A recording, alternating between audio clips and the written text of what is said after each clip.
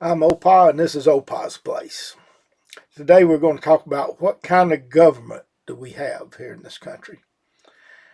We've got a constitutional republic. I know if you even hear politicians say this all the time. It just aggravates me to death. We're not a democracy. The media and politicians are continuously telling us we're a democracy. We are a constitutional republic. Huge difference in the two. We've got a constitution that was ratified by the states, and the constitution is the law of the land. We've got a limited government, and the constitution limits the government and it protects the rights of the people from the government. We're not a democracy. A democracy is majority rule. The founding fathers, if you look at the history, at the Federalist Papers and just look back at the history around that time, they were definitely not for a democracy. They were against a democracy. And one of the best illustrations I can tell you is a democracy is if you've got two wolves and a sheep, and they're sitting in a room and they're hungry and they're trying to decide what they're going to have for dinner. That's a democracy. Who's going to lose in that? It's going to be the sheep, I'm sure. We have the benefit of an original constitution. We actually have the written document. This is not something that's been passed on through history, that's been manipulated, that people use it to their own agenda to say, well, it says this, it says that. We actually have the written document. And I can't believe, from looking at history, that the founding fathers would have written a constitution that was so complicated that only an attorney or a law professor or some kind of legal scholar could understand what they were talking about.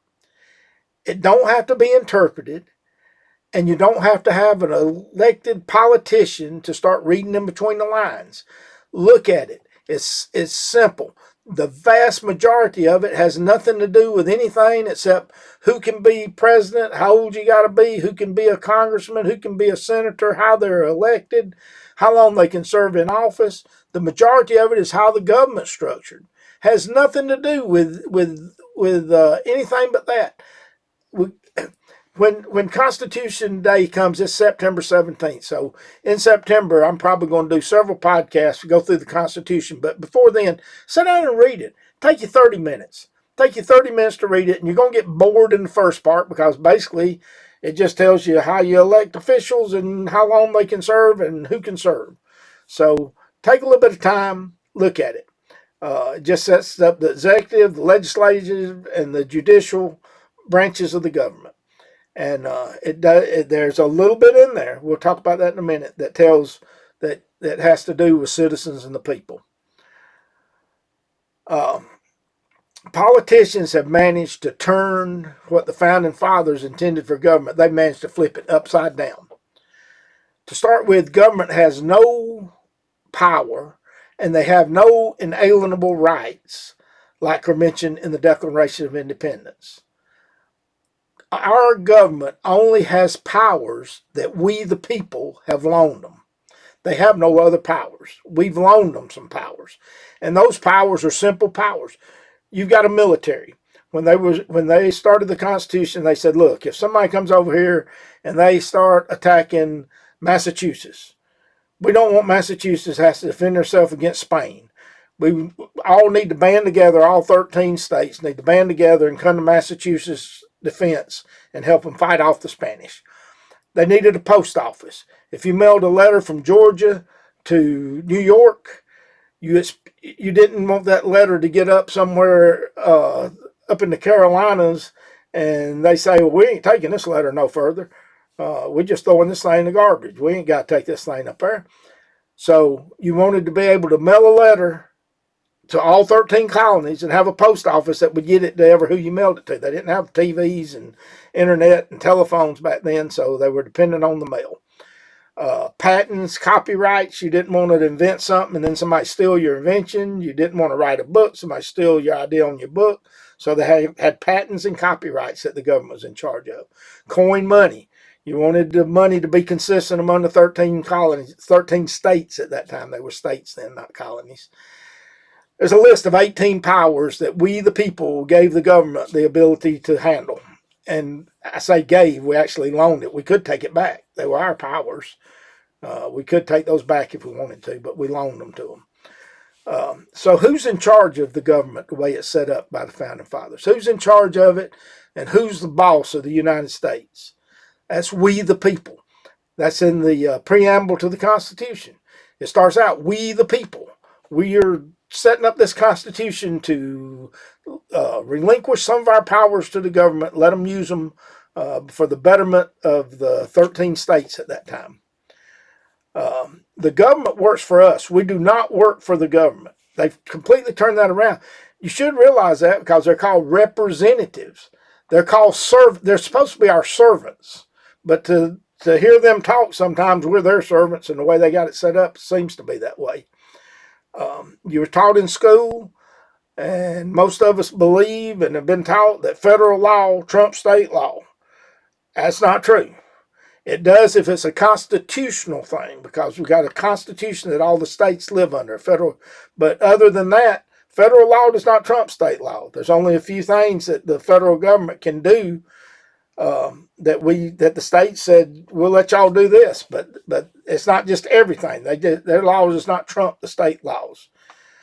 And they do not know what's best for us. I mean, every state's different, and that's why it's set up that way. The Founding Fathers were really smart people.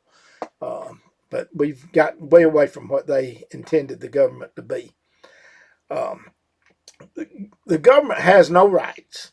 They have no powers. They have no natural God-given rights. When the Constitution was ratified, we the people, we loaned them those rights. You got to remember that. They get their rights from us. It's not the other way around. So we the people, the government can't do anything. They can't have a right or a power that we don't have, because we're the ones who furnish them the power. So we can't go to our next door neighbor with a gun and say, look here, man, I tell you this, here's how it is. You need to give me half of your money that you earned last year, because Joe down the street here, he's having a hard time. He needs some money. So give me half of your money, and I'm going to take it and give it to Joe down the street. So I'm trying to figure out if y'all can find in there where they've got the power to do, where we gave them the power to do what I just said. I'd like to see it. I can't find it in there. I've read the Constitution a bunch of times, and I cannot find it in there where they have the power to do that. But for some reason, they figured out they did. Now, the Supreme Court came down with a decision just a few weeks ago, the Chevron case. It was decided by the Supreme Court, and huge. I don't know why this is not making headlines everywhere. Did for a day or two, but now you don't hear much about it. You can read a lot about it on the internet. But this could be one of the biggest decisions the Supreme Court's ever made. Over the years, what has happened is the federal government, there's a legislative branch, that's Congress. They make the laws. The laws have to coincide with the Constitution. They can't make unconstitutional laws, but we gave them the power to make laws as long as they fell up under the Constitution. So over a period of time, they said, I tell you what, between us and the executive branch, we can start having all these agencies. We can have, and most of them have 3 letters. I don't know why that is. There's hundreds of them, hundreds. Look on the internet. I saw some places said there's thousands. I don't know. I know there's hundreds of agencies. FBI, IRS, CIA, EPA. There's just hundreds of them. Those agencies, so what Congress has done, they've said, I tell you what, we'll make a law, for instance, the EPA. We'll say you can't pollute the water and the air. Then we'll create this EPA agency, and we'll tell them to make all kind of regulations regarding to polluting the water and the air. So that way you don't have any laws, you just got a bunch of regulations. And they're made by a bunch of unelected bureaucrats. You can't vote them out of office. You have no control over them. And it's intended for that reason. Congress has figured out a way that they can do whatever they want to do, and there's nothing you can do about it. IRS is the same way. Y'all need to collect taxes. So they create all these regulations on collecting taxes. So Congress is the one that's supposed to be creating these laws. And they're not supposed to be handing this thing over to a bunch of agencies and bureaucrats, but that's what they've done. And that's what the Chevron case has said that you can't really do that. We can't depend. You can't be letting these agencies define the regulations. They're supposed to be laws. Now, this is going to take some time to work its way through the courts and get it all straightened out, but this could be huge, really huge. So, you may have seen my podcast before. I've got a book, Things Everyone Should Know According to OPA. Get it on Amazon or Kindle, digital copy, $5. You can email me, opa at opasplace.com, and I'll get you a hard copy of the book. I think you'd find it interesting. I'll mention the dog thing again because it's still hot summer. If you're walking your dog and you're walking them on any surface, be sure that you can walk on that surface barefooted without being too hot to your feet, because the dogs can get their pads of their feet burned, and the vets say they're seeing a lot of problems with this. They're seeing a lot of burnt pads on dogs because you're walking them on 140-degree asphalt, and it's burning the pads on their feet. So, like I always close out, always use critical thinking. Read the Constitution. Use some critical thinking when you're reading the Constitution. Always use logic in everything you do. Never, ever, ever give up.